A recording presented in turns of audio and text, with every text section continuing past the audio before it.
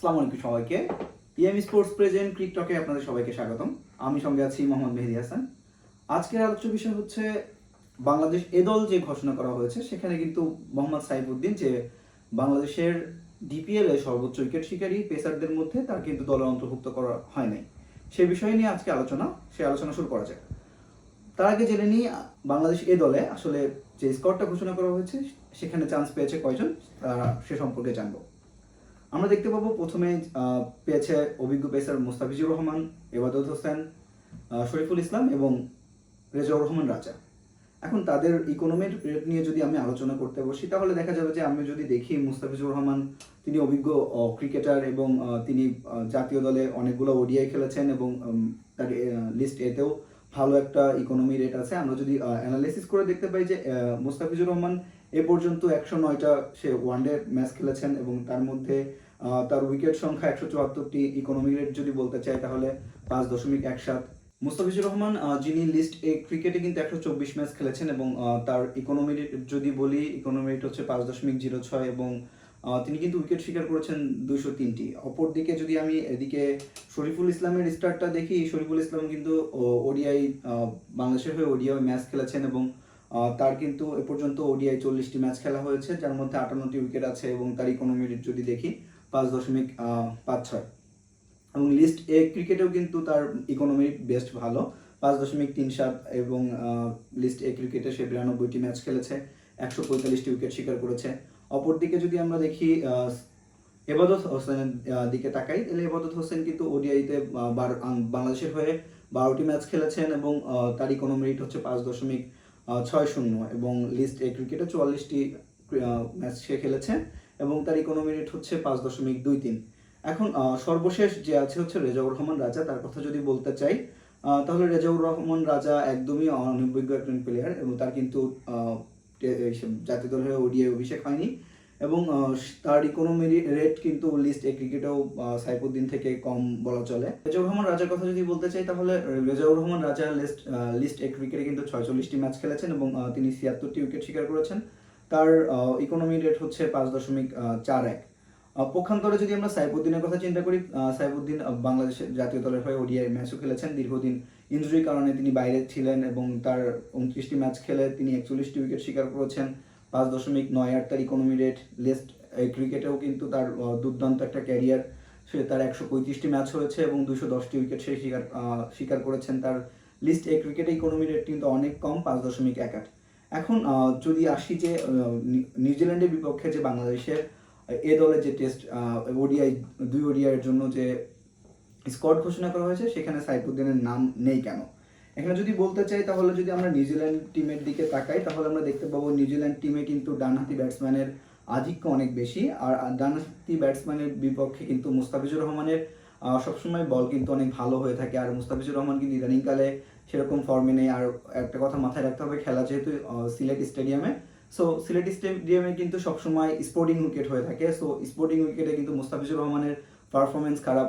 পক্ষান্তরে কিন্তু তার যেহেতু ডানহাতি ব্যাটসম্যানদের বিপক্ষে তার ইকোনমি ভালো এবং উইকেট পাওয়ার প্রবাবিলিটি বেশি থাকে, সেক্ষেত্রে আমরা কিন্তু এখানে মুস্তাফিজুর রহমানকে বাছাই করতে পারবো যে আসলে তিনি কতটুকু ক্যাপেবল। সেক্ষেত্রে আমার মনে হয় যে মুস্তাফিজুর রহমান ইনক্লুশনটা খুবই দরকার ছিল। আরেকটা কথা বলতে চাই এবাদত হোসেনের কথা। এবাদত হোসেন কিন্তু দীর্ঘদিন ইনজুরিতে ছিলেন এবং তিনি ডিপিএল এর মাধ্যমে কিন্তু ক্রিকেটে ব্যাক করেছেন। তিনি ডিপিএল এ মোটামুটি ভালো একটা সিজন কাভার করা শেষ করে তিনি কিন্তু এবার জাতীয় দলের যে টিমের যে সাপোর্টটা আছে সেখানে কিন্তু সে পার্টিসিপেট করছে। তা আমার মনে হয় যে ইবাদত হাসানের একটা সুযোগ দেওয়া দরকার ছিল তার বর্তমান অবস্থা যাচাইয়ের জন্য। আর একটা কথা মাথায় রাখতে চাই, ইবাদত হোসেন কিন্তু নিউজিল্যান্ডের বিপক্ষে নিউজিল্যান্ডের মাটিতে টেস্ট সিরিজে কিন্তু বড় একটা অবদান রেখেছিলেন, 7 উইকেট নিয়েছিলেন। এটাও কিন্তু আপনাদের মাথায় রাখতে হবে। এরপর আসি শরীফুল ইসলামের কথা। তিনি মোটামুটি বলতে পারি যে বাংলাদেশে যদি বর্তমান যদি কোনো ফাস্ট বোলার থাকে যার গতি আছে এবং পেস সুইং দুইটাই আছে, সেক্ষেত্রে কিন্তু শরীফুল ইসলাম বড় একটা এক্সপেক্টর। এখন আসি রেজাউর রহমান রাজার কথা। তিনি আসলে আমার মনে হয় না যে তিনি যেহেতু স্কোয়াডে আছেন তারকে বোধহয় খেলানো হবে না আমার যতটুকু মনে হয়। যদি প্রবাবলি যে টিমটা গঠন করা হয় এখানে অবশ্যই এই তিনজনের নাম বললাম, মুস্তাফিজুর রহমান, শরীফুল ইসলাম এবং এবাদত হোসেন, এরাই কিন্তু আধিক্য বেশি পাবে। স্কোয়াডে তাদের থাকার প্রবাবিলিটিটাই বেশি। রেজাউর রহমান রাজার কথা যদি বলতে চাই, সে সিলেটের ক্রিকেটার, সেই হিসেবে হয়তো বা কন্ডিশন বিবেচনায় তাকে নেওয়া হতে পারে, তাছাড়া কিছু না। এখন যদি চিন্তা করি হচ্ছে সাইফুদ্দিনের কথা, কারণ সাইফুদ্দিনের টক্করটা আসলে ছিল হচ্ছে যদি বলি তাহলে মুস্তাফিজুর রহমান বা এবাদত হোসেনের সঙ্গে। এখন যদি রিসেন্ট পাস্টে যদি আমরা চিন্তা করি, আসলে ডিপিএল দিয়ে একটা প্লেয়ারের জাজমেন্ট হয় না।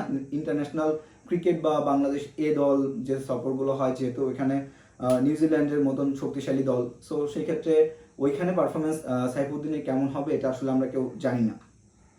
সো আমার মনে হয় যে প্রথম 2 ম্যাচের জন্য যেহেতু এই ওডিআই সিরিজটা এই টিমটা ঘোষণা করা হয়েছে, সো আমার মনে হয় থার্ড ওডিআইতে আমরা সাইফুদ্দিনকে বিবেচনা করতেই পারি, কারণ তারও তো সুযোগ দরকার। কারণ সে কিন্তু রিসেন্ট পাস্টে যদি বলি ডিপিএলে সে পেসারদের মধ্যে সর্বোচ্চ উইকেট শিকারী, তার ইকোনমি রেটটাও ভালো। আর সাইফুদ্দিন কিন্তু সুযোগ পাচ্ছেন না বেসিক্যালি। তিনি পেসার মূলত ইনজুরি প্রবণ হয়ে থাকে, তারপরেও সাইফুদ্দিন বোধহয় বেশি ইনজুরি প্রবণ, যে কারণে তার সুযোগটা হয়ে উঠছে না। এখন আরেকটা কথা বলতে চাই যে মুস্তাফিজুর রহমানকে অনেকে বলছে মুস্তাফিজুর রহমানকে কেন ইনক্লুশন করা হলো। আমার মনে হয় যে মুস্তাফিজুর রহমানকে ইনক্লুশন করাটা এটা হচ্ছে আমার মুস্তাফিজুর রহমানকে একটা রিমাইন্ডার দেওয়া যে আসলে আমাদের যে পেস বোলিং অ্যাটাক আছে সেটা কিন্তু দুর্দান্ত পেস বোলিং অ্যাটাক আছে।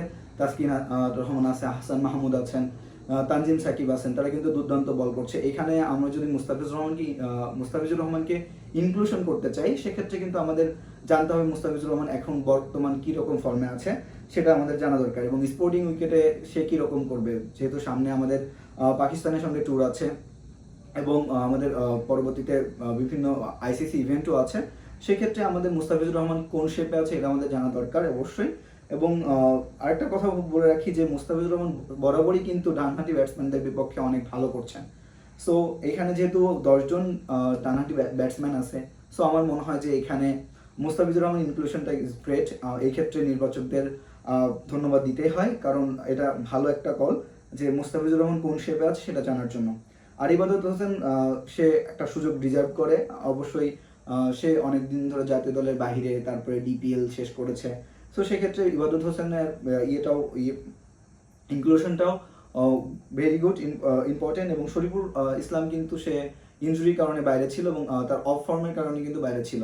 সো এখানে যাচাই হবে যে আসলে এরা খুব ভালো ফর্মে আছে কিনা, এটা কিন্তু নিউজিল্যান্ড এই দলের বিপক্ষে খেলার পরে আমরা দেখতে পাবো। আমার মনে হয় যে থার্ড ওডিআইয়ের ক্ষেত্রে সেক্ষেত্রে হচ্ছে সাইফুদ্দিনকে ইনক্লুশন করানো যেত, কারণ সাইফুদ্দিন কিন্তু শুধু বলিং না, সে কিন্তু ব্যাটিংয়ে অনেক ভালো করে।